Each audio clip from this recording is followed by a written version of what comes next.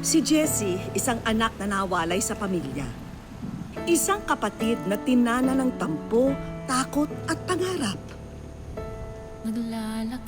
Ngayon, 24 na taon na ang lumipas. Tuluyan na ring nabulag si Jessie dahil daw sa katarata. Pero kahit madilim na para sa kanya, ang kinakaharap na buhay, malinaw pa rin sa isip ni Jessie ang mga alaala nila ng pamilyang naiwan niya sa Mindanao. Bahala na hanggang saan makaya nang marinig ang Manoy, wala ho. Patingin ako, sabi! Ha?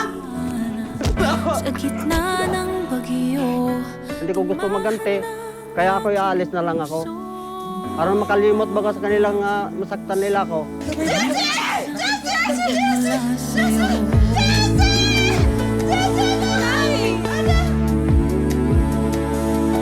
Dito sa Roxas Oriental, Mindoro na nagpatuloy ang buhay ni Jessie kasama si Maricel at ang mga anak. Ngunit taong 2021, nang tuluyan ng mabulag si Jessie. Dalangin ko po ay makita ko sila lahat na mga kapatid ko. Gusto ko lang makauwi, mayakap, kahit hindi na ako makita. Ngayong bagong taon na, matutupad kaya ang matagal ng kahilingan ni Jessie? Tumahan na ang aking Nauta, muulit lagi ko no iyang anak. Kumaunsa mo na to ni mga wala manggitang wala. Maglisod kita, nangandoy ba gid lang tigwang nga makita gid niya iyang anak.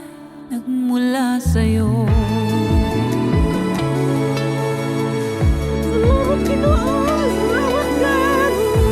Nang dahil sa pambubugbog ng kanyang mga bayaw, tumakas mula Mindanao ang 18 anyos na si Jessie. May sarili ng pamilya si Jessie, pero hindi na siya nakabalik pa ng Mindanao dahil sa hirap ng buhay. Lumipas ang dilim, liwanag ay nagmula sa'yo. Abangan sa Wish Ko Lang ngayong Sabado, 4 p.m.